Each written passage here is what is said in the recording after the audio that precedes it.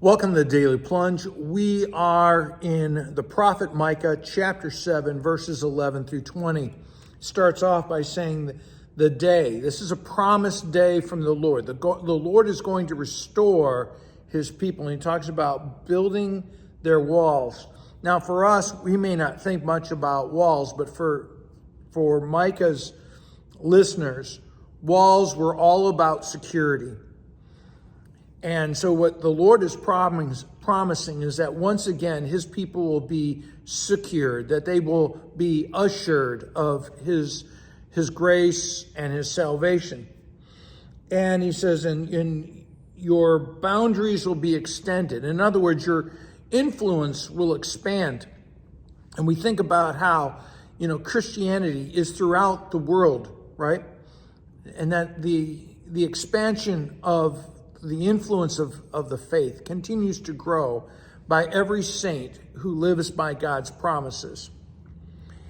And he goes on to say in verse 12 that your former enemies, the people of Assyria and Egypt and beyond, from sea to sea, from mountain to mountain, all these people are going to come flowing to the Lord through the saints who have been redeemed, right? Through the remnant.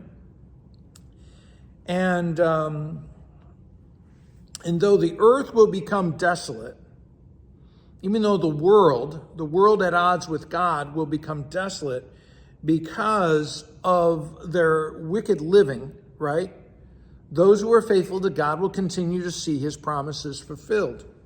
So that's how to read verse 13. Verse 14, you will shepherd your people. Well, who's our shepherd? Who's our good shepherd, right? God is our good shepherd, but also it is a promise of Christ, who is our good shepherd, who will lead your people, right? And that's the prophet is pleading for God to heal the nation, to once again restore them, to feed them. As it says in verse 15, I will show my wonders as I've done before. I'm going to show new wonders, even greater wonders. And the pagan nations which mock and attack God's people, they will see these wonders and be ashamed because their power is no more. They have no power over God's people, because they rest assured, right? The walls have been built up. They rest assured in the promised salvation. And they will be dumbfounded. They will be unable to speak or hear.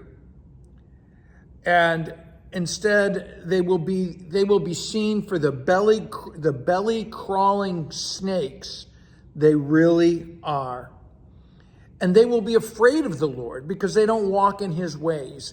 They see the Lord, even though God is gracious and good, they see that graciousness, that goodness as a threat to the way they live their lives, which it is. The gospel is a threat to those who are evil. And I think sometimes we struggle with understanding that, but we need to read the prophets in that light. When they talk about God's glory coming and the evil being defeated, this is what they're talking about, is that wicked behavior is gone. And so we get up to verse 18, who is like you? Who else pardons sins, forgives sins and transgressions? No one. No one else does this. And how is this done? Is that he shows mercy. He doesn't stay angry forever, but instead he has compassion and he hurls our iniquities into the sea, and he tramples our sin underfoot. And that's it. Jesus Christ, who gives himself on the cross, tramples sin, death, and the devil underfoot. And we can proclaim that God is faithful, will demonstrate his love just as he has promised. This is the good news. Thanks, friends. Have a blessed day.